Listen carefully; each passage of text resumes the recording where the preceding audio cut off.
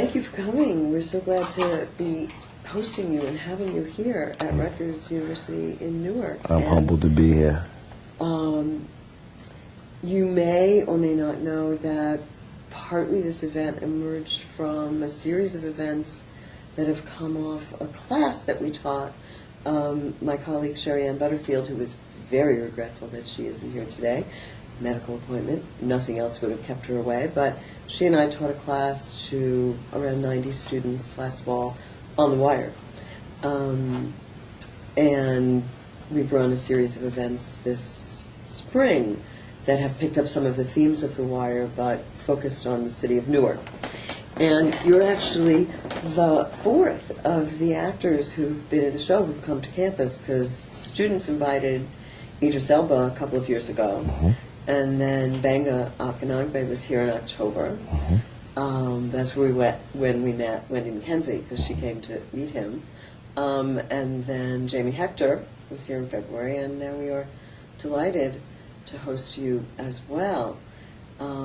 So we'd like to sort of have a conversation both about The Wire, your career, and then some of the work on the nonprofit involvement. Roland. Well, thanks, and again, welcome, and it's good to see you. I'd like to start out by asking a question about your character, and I want to juxtapose it to Idris Elba's view of his own character. One of the students asked when he was here, do you miss Stringer Bell? And I thought he would say, yes, he was a complicated character, but allowed me to grow, anything. He said, no, he should have died. He really distanced himself morally from the character, although he inhabited that character so well.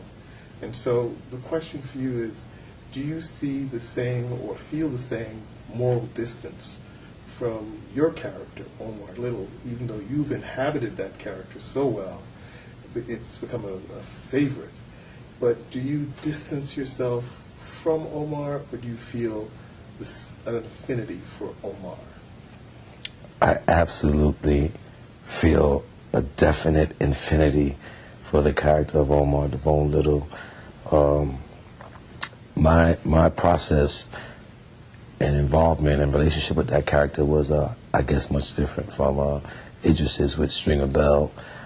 You know, people often say, you know, how much they love that character, how much that character was their favorite out of the other characters, but people seldom stop to think of how dark the state of mind one must have been in to portray a character like that, as I was.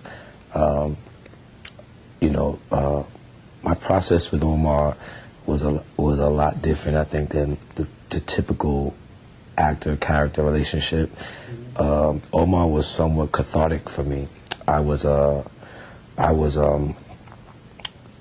purging myself of a lot of demon-like energy that I was being plagued with, like my unhappiness, my depression, my anger, of where my life was at as a black man living in the projects in East Flatbush, Brooklyn.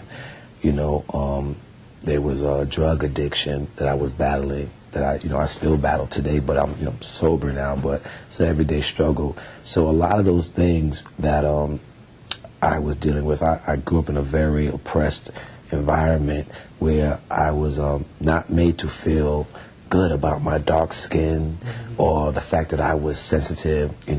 I grew up in an environment where the alpha male was the one that won. Yes. That was the one that got all the girls, all the ones that didn't get picked on, and I was the exact polar opposite of all of those things. So I had a very painful child life growing up, trying to find my way to fit in. And, as a result of that, I had extremely low self-esteem and a huge need to fit in. And those two things, those formed a recipe for disaster, because I did a lot of things that I should not have done to be accepted. And when I found this guy Omar, it was like, this dude was not me. He was a way to get all that pain and anger and anguish out. This was a man who was openly gay, and dark-skinned, and not deemed the handsome guy. He didn't care about cars, clothes, money, and he was one of the most, if not the most respected guy in the neighborhood. And I was like, oh man, I think I could dig this dude, and where he would have, where in any other setting, this man would have been made to feel inferior about his sexual identity, where I was made to feel inferior about the fact that I was a sensitive, mild-mannered type of energy growing up in a very male, alpha male-dominated environment. So, that was the first thing that I identified with him, the fact that he was proud and he owned up to who he was, and, I wore that, and then there was the whole thing of his if it's a word, volatileness, what made him volatile. I've had to find out what aspects of that did I identify with, and for me it was the fact that he was vulnerable. I grew up being very sensitive, a very sensitive young man, and still am to this day. And Omar, to me, shared that quality, but his vulnerability turned into anger and rage, whereas my anger and rage was turned inward. I hurt myself, where Omar was like, you hurt me, I'm going to get you. And that was the next thing that I identified with. His dark skin, his lack of education, was still not being stupid. Yes. He was far from stupid. And so I had a lot of my life and Omar's life had a lot of parables. And I got crossed. The lines got blurred for me as, Michael K. Williams was corny. I was the guy who got picked on, and all of a sudden, people are walking down the street and people are screaming, Omar, we love you. And I was like, that felt better than my real life. And so, these just lines got blurred and gray for me, and I kind of got lost in the character. So my process was a lot different. I actually mourned Omar. I had to purge myself from that character. I had to mourn him. I had to, accept his death as if he was a real person, because that's how close I wore him to my reality. Would you say you wore him differently over the years that the show was filming? When you say you had to mourn him, was that only when you were done shooting The Wire, or did you see that coming and know that you had to begin to let go of him? It's so fascinating what you're saying about these parallel lines and the merging of the two. I definitely knew that Omar's demise would come one day. Did I prepare myself for it? No. Mm-hmm. It's like when I don't know. I didn't have the tools, the proper tools to properly deal with that, and I just kind of, I kind of got lost in a haze of drugs and alcohol, and just, I just kind of rode it till the wheels fell off, and when they did, it was metal to metal for me. I crashed and burned, After you were done? Yeah, I remember I was in my dressing room the day when we shot the scene, and I had all the makeup on with the bullet wound to the head, and I was in my dressing room, and it was weird. No one on the set was allowing themselves to go there. It was like, we are not, we are adults, we are professionals, we are not going to mourn this fictitious character. No, okay, action, let's go, let's wrap this up. That was the energy. No one, and but there was an elephant in the room. Mm-hmm. There was, and so I kind of was going along with that energy. Hey, Mike, I can handle this. It's okay. So what? Okay, the character show is over. So what? It's good. And I was in my dressing room, and it just hit me. I was like, oh, and I was paralyzed. I just sat there at the vanity mirror, and I was just like, oh my God, And one of the ladies from wardrobe, Donna, she came in. There was something. She was like, Mike, I got some stuff. And she looked at me. She put down the stuff. She said, we ain't going there today, Mike. And she shook me. She shook me and said, we're not going there today. We're not going there. And that's all she said. We are not going there today. And that was all I needed to hear to get me through the rest of the day of filming.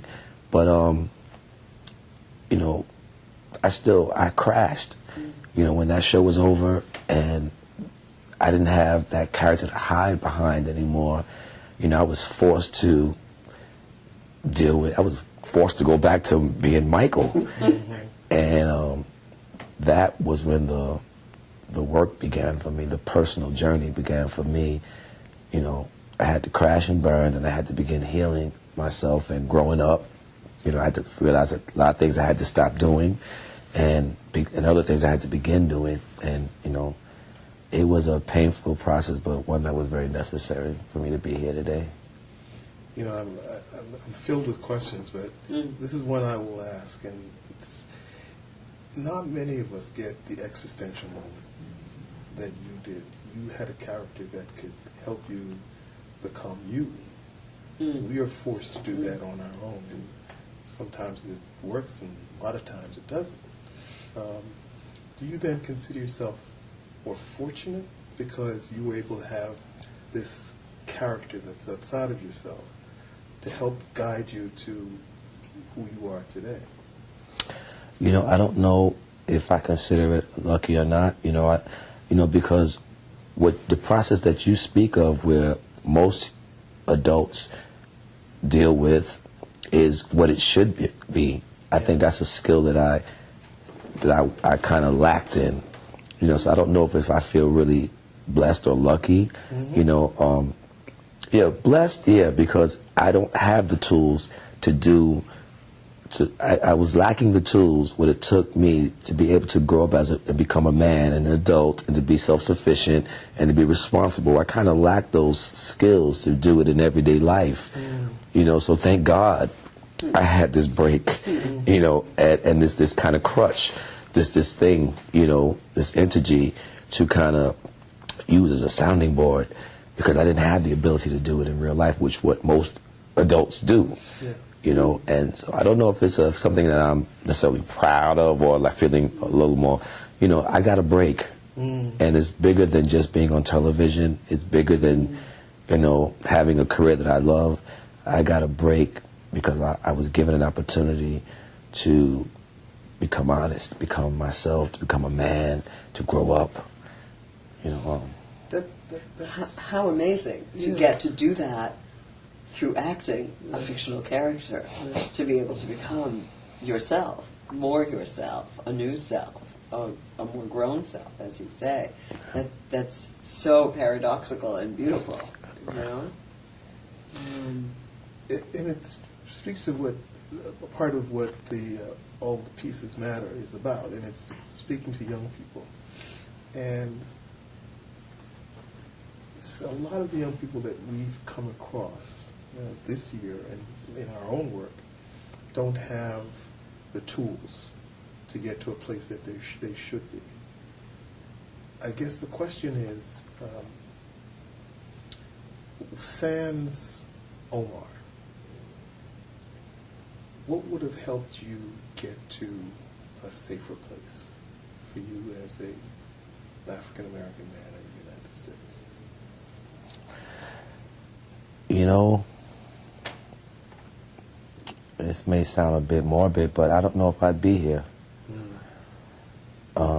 You know, I lack a lot of things that a black man or a person of color needs to survive or to feel self-sufficient. You know, I'm not really, you know, I don't have a lot of education as far as academically speaking. I dropped out. I'm a high school dropout. You know, and I equate a lot of success with education. I was raised in a family where, you know, education is the key. You know, college, being a college graduate, having a career, you know, something that you study. Those are things that those are things that was taught in my household that I kind of alienated myself from. You know, do I regret it? You know, yes and no, because that just happened to be my path to where I am today. But if I didn't have this, if I didn't have the blessing of craft and arts to express myself and to be able to grow in, I don't know if I'd be here today, because I was just constantly hurting myself. You know, there's a lot of self-hatred, you know, and so I don't know if I'd be here. So what's the experience now of the fact that for so many people, Omar is who you are still for them? I mean, I think Chalky White is starting to take over. Maybe we'll come to that. But, you know, to constantly be called back into that when you've done all this work on yourself and all the grieving for that character, do you understand that to be a kind of continuing service to the public, that Omar is someone they're continuing to think about in a certain way? You know, when you talk about Omar, I always want, you know, today I'm able to distinguish myself. I have a self-knowledge, a self-worth, a knowledge of self today. So, you know, I'm good today. But I never want people to forget Omar or to misinterpret what he was or who he could have been. This was a man that was that the system failed. You know, Omar had a lot of potential. We could have, you know, had he been exposed to the right opportunities, we could have been looking at President Little. You know, this was not the normal guy. You know, I don't want to forget him, but at the same time, we don't need any more Omar Littles. You know, as a community, as a society, you know, which is why I chose to do dialogues like this, because that's really what it's about for me today. How to prevent any more Omar Littles, those tragic stories. You know, there's a lot of potential getting wasted out here in our communities, in our underserviced communities. How do we remedy that? Omar was a product of his environment, you know, and he didn't have the tools to pull himself out, so he kind of just accepted what it was. But you know, he could have been had he been exposed to the right things, he would have been the best at anything he put his mind to. I believe he had that type of demeanor. You know, that's why I'm here today, to speak about how to prevent any more Omar Littles from happening in the negative sense. Absolutely. In that vein, a tough question. Can Omar Little, or the Omar Littles of this world, be brought back, given that we've pushed them to the edges? And if so, could you mediate on how? I mean, I understand that's a tough question because it's so multifaceted. But give us a sense of, how do you bring someone back from the edge of humanity? You know, I'm a person that has seen the bottom. You know, I've seen the bottom of what, excuse me, of what self-hatred can take you. I've gotten just about as low as you can go, and you know, I'm here today. So I'm a firm believer, and it ain't over until the fat lady sings. Firm believer in that. As long as you got breath in your body, and you know you're walking, there's always a chance. That's just my philosophy. You know, am I a religious fanatic? No. Do I believe in prayer and higher power? Yes. You know, there's some things you got to just take to God. You know, and my cousin. I have a cousin. He's been in the penal systems for 20 plus years, and he just came home. He hasn't been home for a month. And if this man walked in this room right now, you would not have any idea that he had spent 20 some odd years of his life in prison. He has not been home a month yet. He educated himself in prison. Yes. You know, he read books.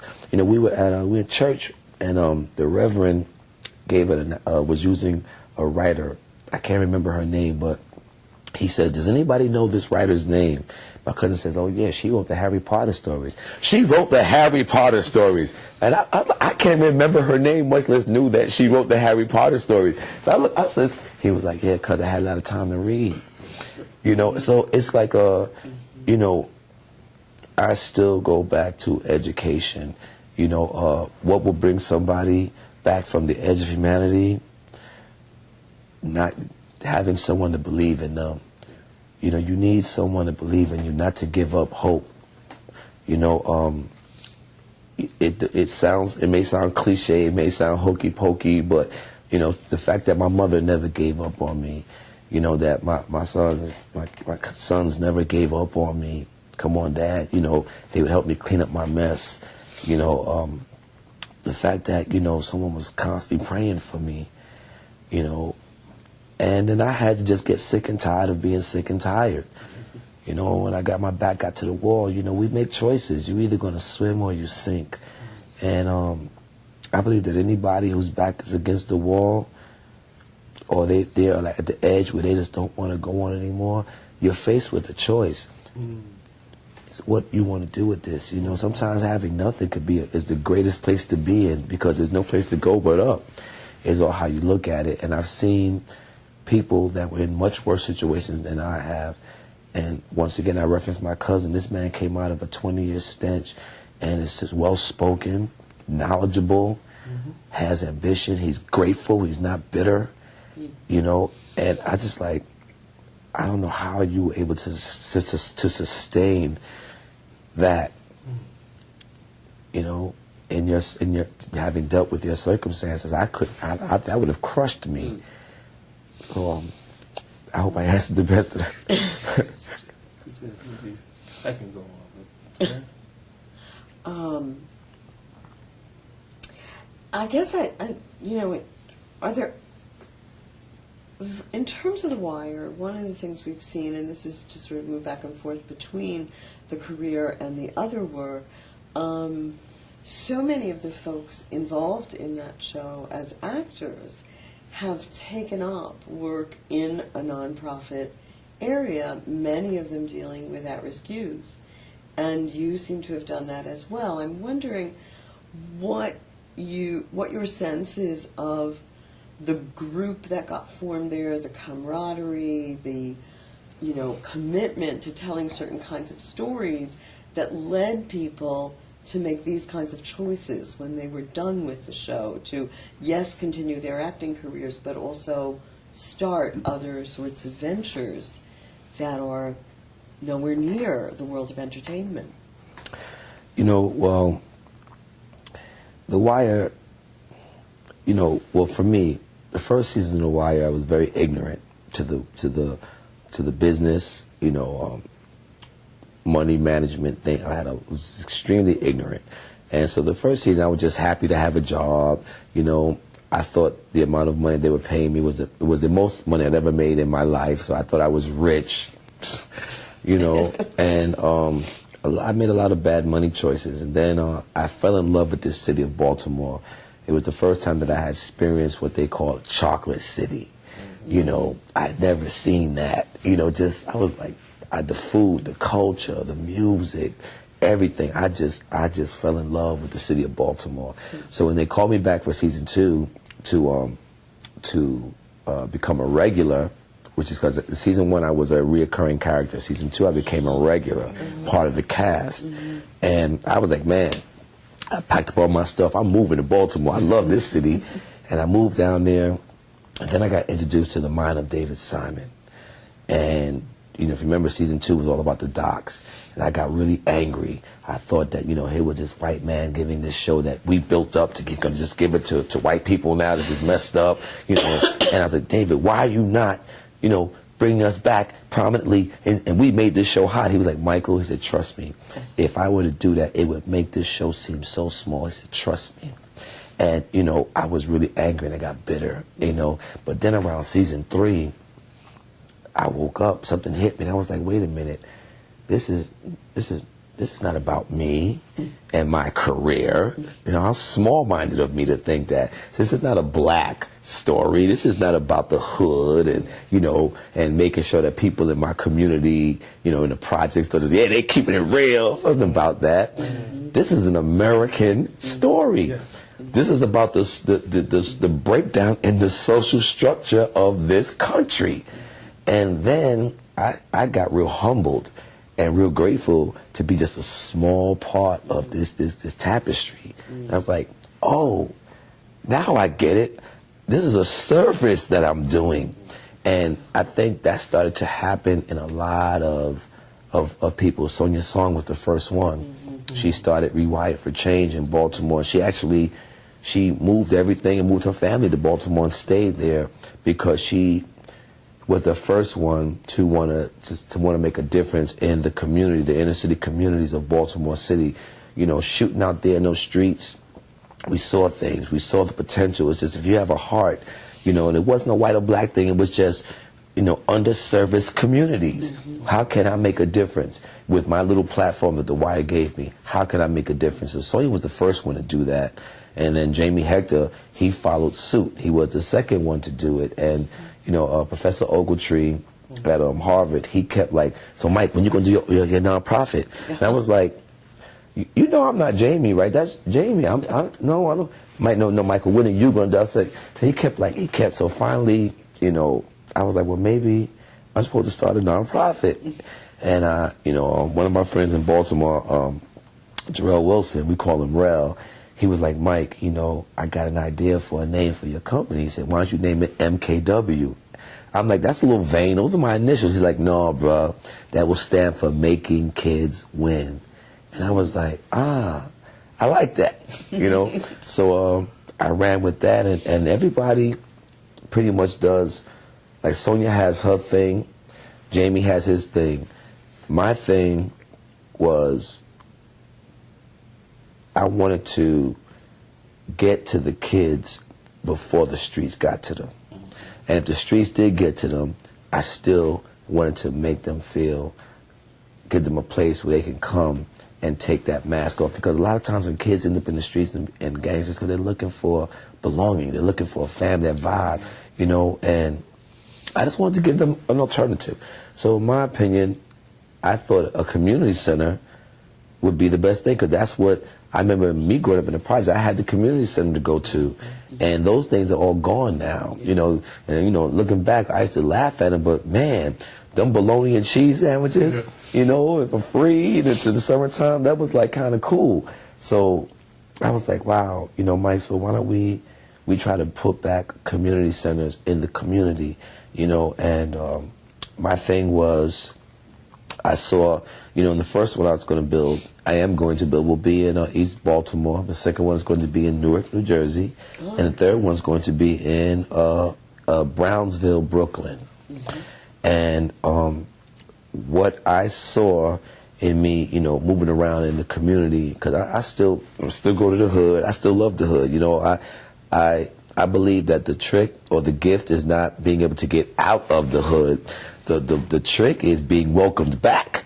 You know, when your people welcome you back and they're happy to see you and they're proud of you, and that, you know, that you rep them, and that, you know, to me that's the real blessing, is when they invite you back and they're happy to see you, and you don't be like, oh, he done changed. You know, certain things will change, of course, but the welcoming back, the people, when your community put their prayers in you and they root for you, that's the real gift for me. So so what's wrong with the community? I said, so okay, you got these kids running around here, you know, life is extremely cheap, you know, the gang violence, the gun violence, blah, blah, blah, blah, blah. Okay, so listen, I built this community center, and, you know, we're going to have an environment where everybody could come, whether you blood, you crip, whatever. You got, the rule is, I have 3 cardinal rules: no violence, no drugs, no video games. Those are my 3 cardinal rules. Everything else, we're going to work it out, you know. And, you know, we're going to do things like gun buybacks, you know. We're going to do things like beef squashing. If people, if two groups are having differences, I want to provide a safe haven, and don't get a twist. I'm gonna have people in there who speak the language, meaning who know that street vernacular, to really be on hand, on deck, to monitor the dialogue, so it doesn't go the wrong way. But I want to create a safe environment, police free, and where we could either squash it or agree to disagree, and you stay on your side, I stay on my side, whatever it is, but come to some type of truce before the bloodshed. And I repeat, before the bloodshed, because once the crime is committed, I can't help you. So that's something that I want to have, and then we're going to implicate, I mean, I have to keep it real. Thank God for sports and entertainment. Thank God for sports and entertainment. Is that the only way to get to better yourself? Of course not. But for me, thank God for sports and entertainment. So I'm going to always have aspects of that in the community center where it's like, you never know who might show up. So to keep them interested. You never know who Mike might have down there. It could be Carmelo Anthony. It could be, Jay-Z. It might be, Alicia Keys. It might be Serena Williams. It could be anybody. You just never know who might stop by and may want to give a master class or spend time with them, or, spread words of hope and encouragement to the youth. And just, gardening, show them how to garden, how to harvest fruits and vegetables. Counseling, but on a grassroots level. If it's too involved, then we will recommend a more professional doctor. But always want to have an environment where they can talk about whatever they're going through and feel safe and know that it stays there. And I know it's a lot, but that's my goal. And it started from seeing. You just can't leave a show like The Wire and not feel some obligation to service. That's what that hit me in season 3. I was called to do this character I have my personal reasons. It helped me to grow up as a man. But now that I'm here, my goal is I feel that I've been spared my demons, so that I could help someone else not go through the same thing. If I just touch one. So it's amazing the outcomes of that show. I mean, things like MKW, making kids win, but and also moving mountains and Rewire for Change. And teaching that class on in a university world also is about getting our students to think about what are they being educated to do, what are they taking back out into the world, having looked at the complex way that puts the problems in front of everyone. If you may, I would love to piggyback on that. Whenever I speak, which is why I love to speak I wish we was able to speak to the students live, because I always ask a question. Two-pronged. I say, who in here is a Wire fan? Everybody raises their hand. Right? Who in here has a young person that they're mentoring?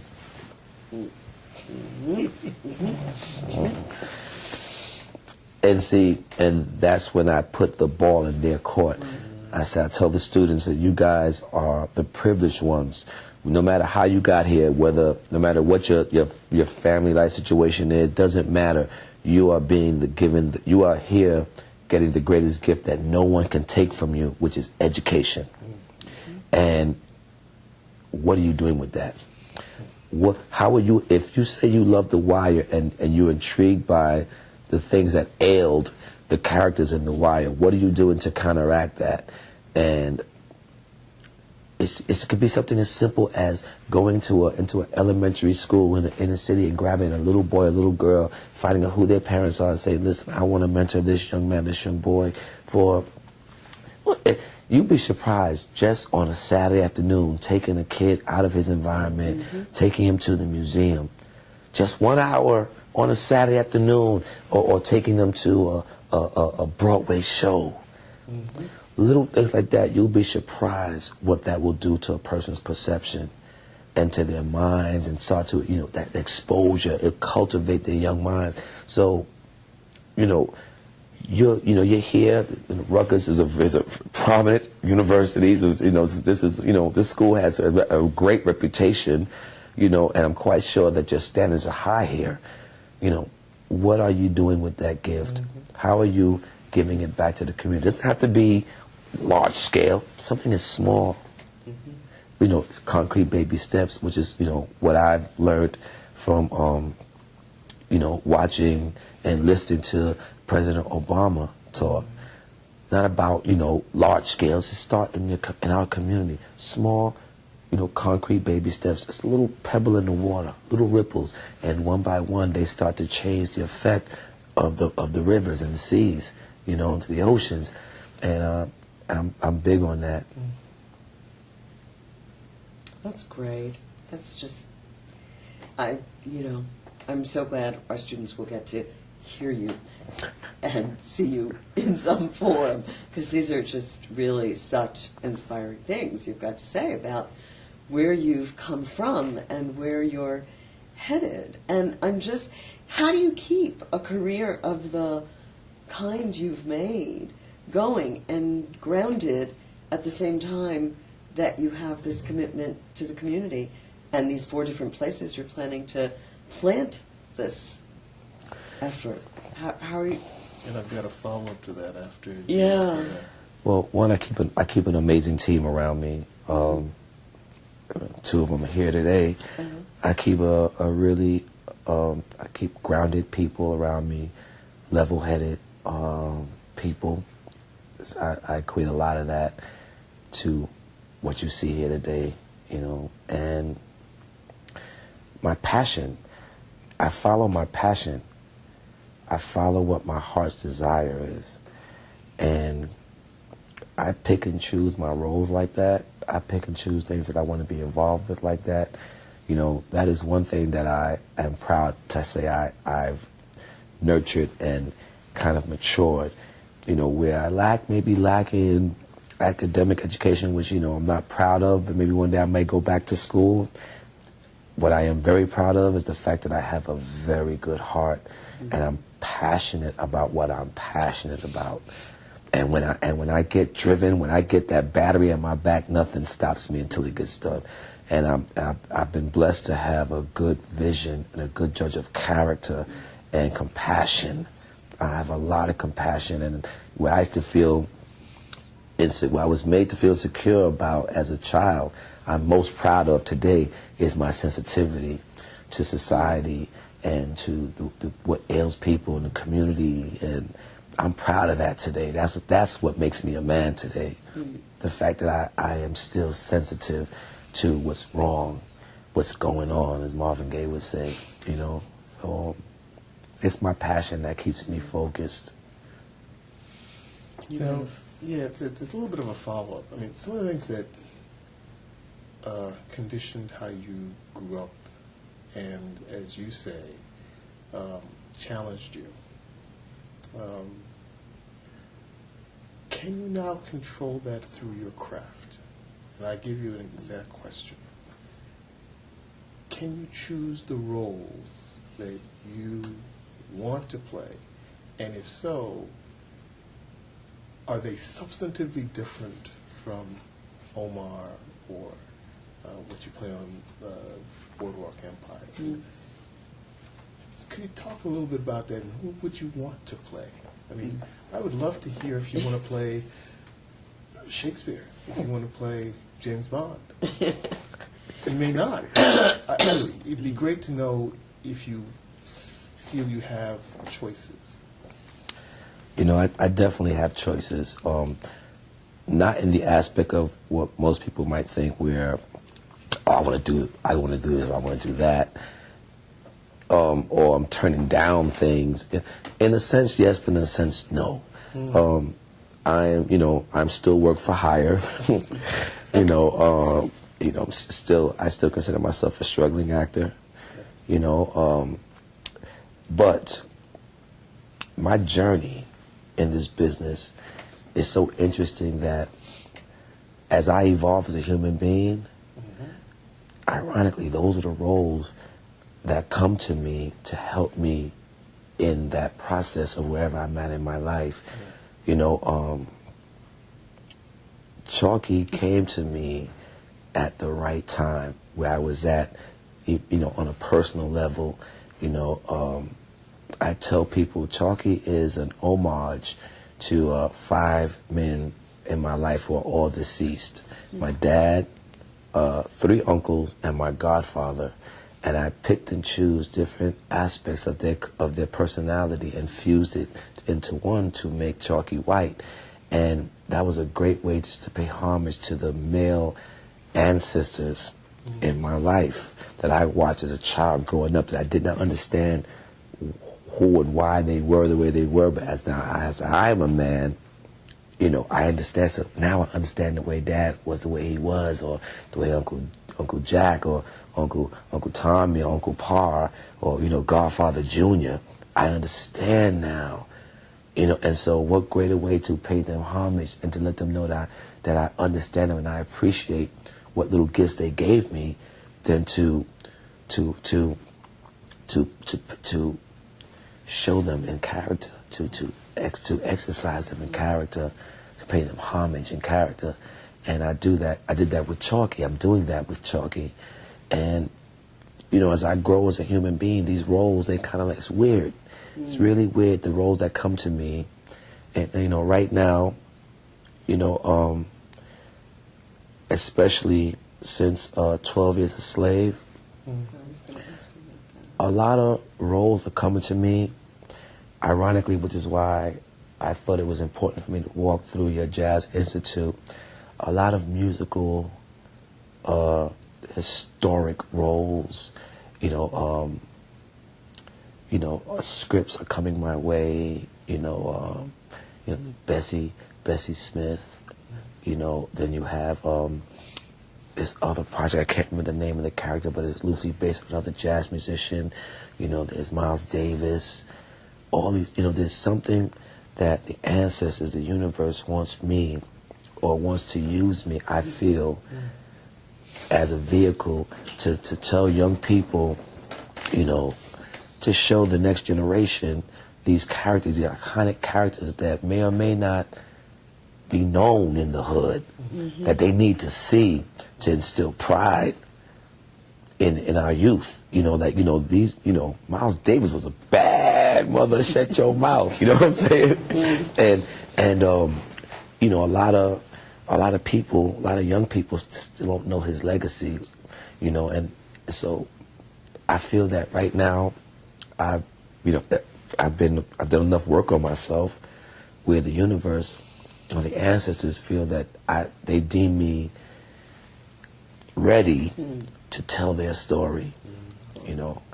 And I'm hoping that I do them justice the best I can, you know. And you said doubt.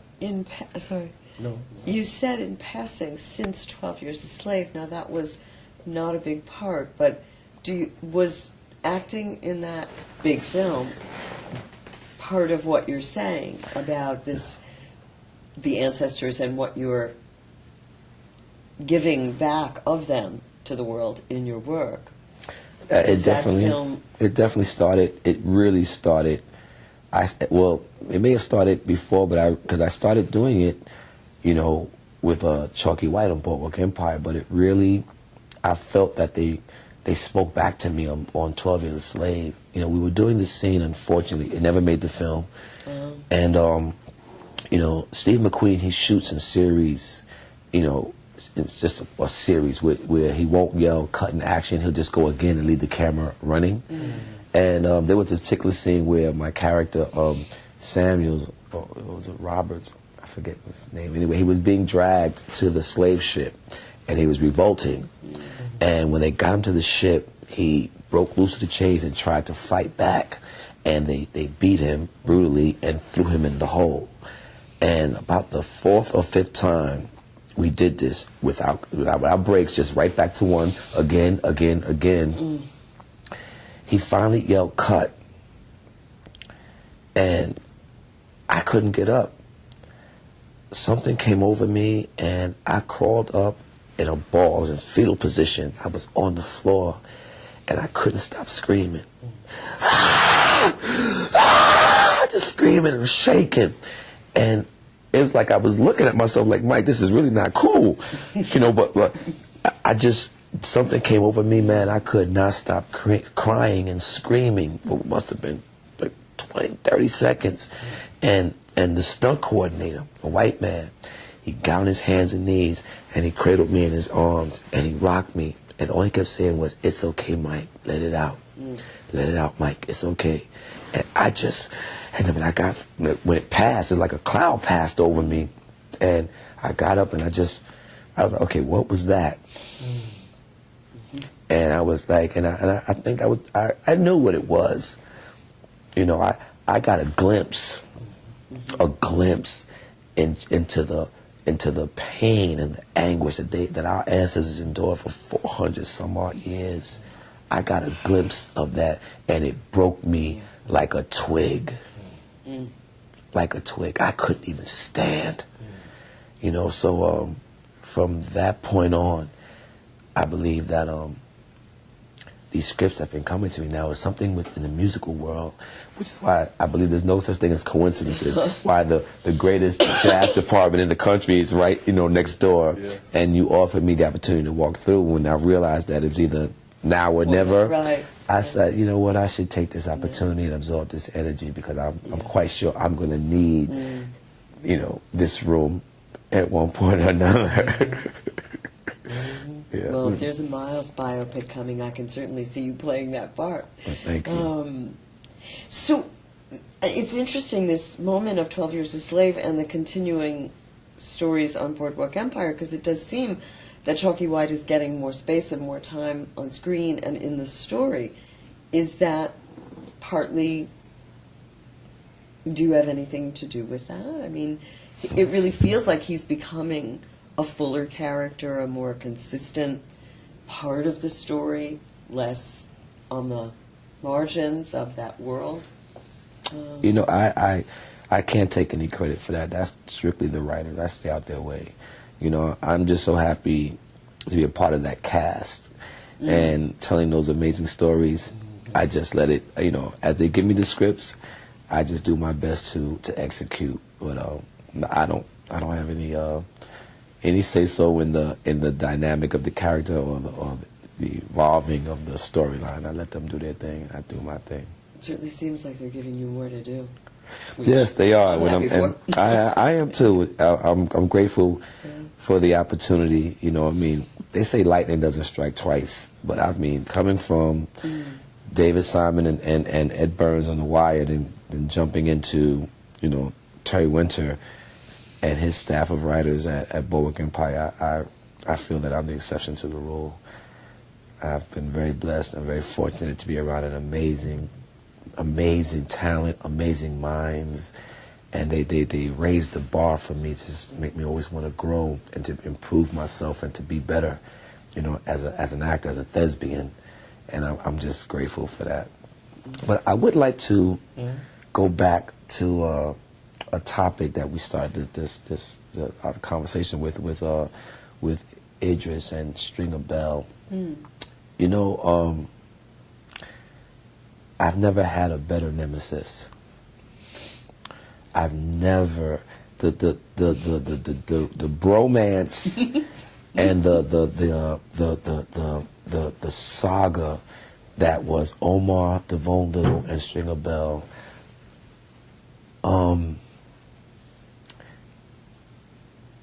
Maybe because that was my first, I don't know, but there was something that was so magical about that connection and that those characters and the vibration between Idris and I, that I never forget. I was in L.A. and I got a phone call from Andre Royo and Sonia Song, and they were on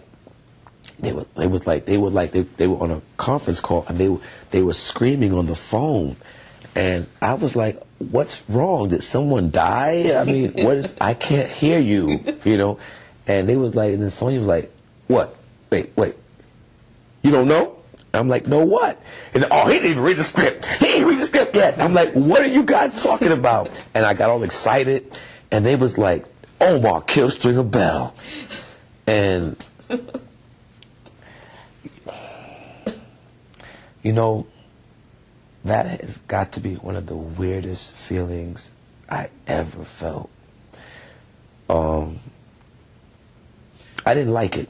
Was it weird because the character killed another similar character in the sense of probably their experience? I'll take you to where you started out. We don't often see dark-skinned men in powerful positions in the cinema. Was it because Stringer Bell and Omar came from the same milieu, and you don't see that milieu very often? That was definitely number one on my, like, I don't like this list. Yes. I don't like this thing list. Yes. I was like, this is not cool. This is not cool. And then there was the whole thing of losing a coworker. I'd never experienced that before. This is my first, up until The Wire, I was like, hustle and grind, this show, that show, jump around. I was like, I love this dude. I don't want to, like, what do you mean? And it was, I did not have the tools to deal with that emotionally. It really, it crippled me. I used that to just, once again, just kind of go off the deep end into darkness. And I was very unhappy. And then on the set, the energy was extremely dark. It was extremely dark. I mean, I can't even explain to you the vibration on the set that day. I know for a fact that day was harder for me than when Omar died. When Omar had to kill Stringer Bell, that was an extremely dark day for me. And I remember going out of my way to avoid Idris. I didn't want to see him. I was like, and I was a mess. I was a mess. And so, of course, we both ended up in the hair and makeup trailer at the same damn time. And he was getting his hair done, I was getting my makeup done, and they sat at opposites of the trailer. And I was shaking. I was literally shaking.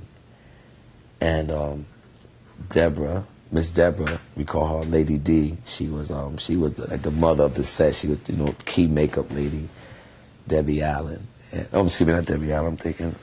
Anyway, we called her Miss Debbie. And she goes over to the other side of the trailer, and she whispers in Idris's ear. He gets up, he walks to my side, and he wraps his arms around me.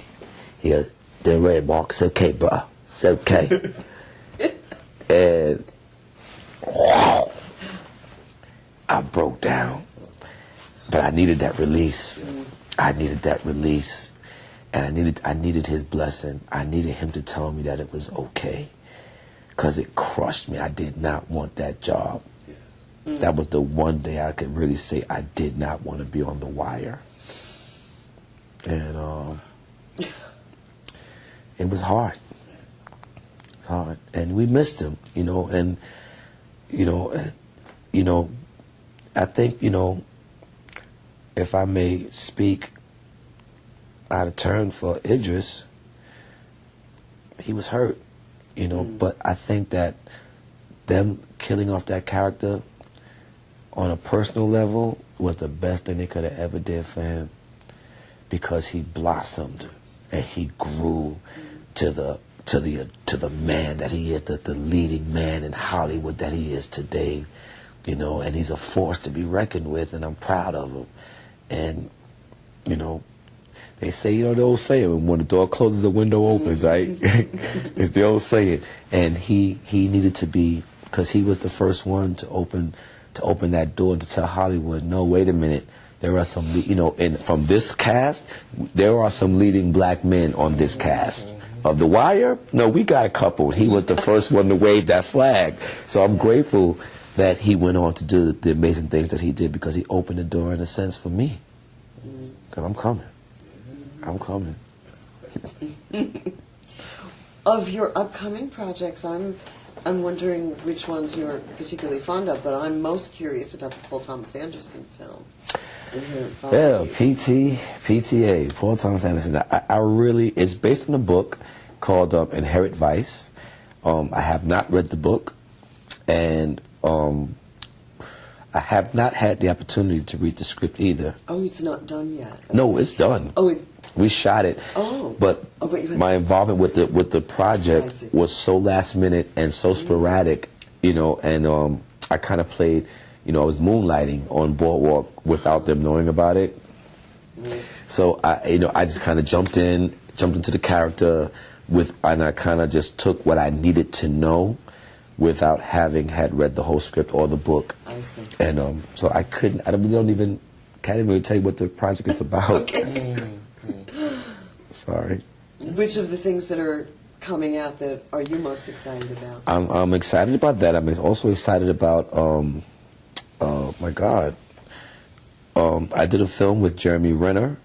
Oh, yeah. It's called Kill the Messenger, which I'm extremely proud of that. I played the real Freeway Ricky Ross. And to me, that gentleman has a lot of Omar qualities. Here's another man who the system failed. Although he is known for being the most infamous drug dealer in urban community, but this is a man that people may not know was a fluid tennis player, and had aspirations of becoming going pro. And when it came time to talk scholarship, they found out that this man got pushed through the school systems of Los Angeles illiterate. Couldn't read or write. How does that happen? And of course, scholarships of colleges, that all went away. He's broke, illiterate young man in the hood. I think in Long Beach, I think he came from, or Compton, and he didn't have a snowball's chance in hell. The coke supplier that he thought he was at the hookup from was allegedly down with the government from day one, and it was all this stuff about allegedly how the government flooded the streets of Los Angeles with crack cocaine to fund the Cold War, Mexican Contras. Yes. Am I pronouncing it right? Yes. And he was a pawn from day one. And so I play him, and he's in prison. He thinks that his best friend, who was supposed to be his co-defendant, actually was testifying against him. And Jeremy Renner, which is Gary Webb, which is played by Jeremy Renner, is this reporter who broke this story at a little newspaper in San Diego called the San Diego Times, I believe. This is all true story. And he goes to the prison to let Rick Ross know that your man who you thought was your man is not really your man. And so that's my involvement with the script. And first the writer wanted me to play him, in my opinion, stereotypical. And I was like, no. I said, I know Rick Ross, the real one, and are we best friends? No, but I've spoken to him. I've met him. He is the most mild-mannered, soft-spoken, he's whimsical almost. He's not this, he didn't wake up, with aspirations to be the most notorious drug dealer in all of L.A. That was not his aspirations, and I'm not going to play him that way. And the director allowed me to do my thing with him. I felt like I owed him that, to show that he's, in a sense, I saw a little bit of Omar in him. This is a man who could have been a lot of great things, but product of his environment and the lack of exposure to opportunities and education cost him. And he taught himself to read in prison, by the way, also. So I'm very excited about that. I have a film coming out, and I'm super geeked about this 5th and final season of Boardwalk Empire. Oh, it's the fifth and final. Yeah, I'm really Jeffrey Wright, man. That dude's a beast. That was a great addition. And he's a beast, I love him. Yeah. And I think later on this year I have a film we did with Mark Wahlberg. We did the remake of The Gambler, which is the James Caan film back in the 70s, I believe. So I play one of his I guess his loan sharks, his bookie, one of his bookies, and it's a really interesting relationship between the two. And so I stay busy. I love it how the Omar character keeps returning in different ways, and yet you fight the typecasting of that in terms of how you really come at these characters. Yes, I do. But the way I fight the typecasting, if you are, excuse me, if you as a writer, I can tell now, if you as a writer, I'm gonna make this character Omar-esque. Right. Nah, it's not for me. Let me find the because it's really not an Omar character. It's not. You can't reduplicate an Omar character. That's not happening. Right. But the redeeming qualities in Omar are human traits. Absolutely. Right. And when I see that, I feel that I've been chosen to give people who are perceived as menaces to society a voice. Because these guys, I know these guys. Am I one? No, I don't have what it takes to. I'm not built like that. I don't have that kind of armor to survive in the game. I know that. I know I'm a punk, basically. You know what I'm saying? Yeah, I know that. But I grew around these dudes, and they love me because I'm honest with who I am. I don't try to portray something that I'm not. I don't cross that track. We run along with, but I don't cross that line. And I watch their progression. I know their mothers. I know their aunts. I know their sisters. I know, and I watched them. I saw the chain of events that caused them to become who they are when they became perceived as these menaces to society. So I play all my characters with these redeeming qualities where. And as long as I see those certain things, those ingredients in these characters, people may be, are you afraid of getting typecasted? No. Right. I'm afraid of not eating. You know what I'm saying? I'm a work for hire. And it's my job to, every character that I've played that may be perceived as the same genre, I see a whole different human being because that's how society looks at us. Oh, that's just those people over there, those kinds of people, That's how they see us, and it's my job. I've been put in this position to counteract that, Yes. and I feel blessed to be given that opportunity. No doubt. Good point, Dan. Well, we feel blessed to have been given this opportunity. Absolutely. And it's just been a pleasure to listen to you just kind of take these questions on so fully and so wholeheartedly. Thank you. And we'll look forward to sharing them with our students and everybody else who comes on Wednesday. And I have to commend you guys, when I speak to students, they often get excited because of what they may perceive me as because of the job that I do. And it is my job to let them know I'm an entertainer. I am just an entertainer. Back in the day, we were considered the new jesters. And the real heroes, the real stars, I'm sitting in front of. You guys, I respect you and I commend you because the real talent, well, I shouldn't say the real talent, but, education is a gift, and being able to give that and to nurture young minds is a true talent. And I commend you for that and for dedicating your lives selflessly and wholeheartedly to stimulating and educating young minds because, the kids are the future. And, we're going to get them together. You do your thing. What I'll do is I'll use whatever platform I have to get them in your hands, because that's the real gift, that's the real treasure. And so I thank you.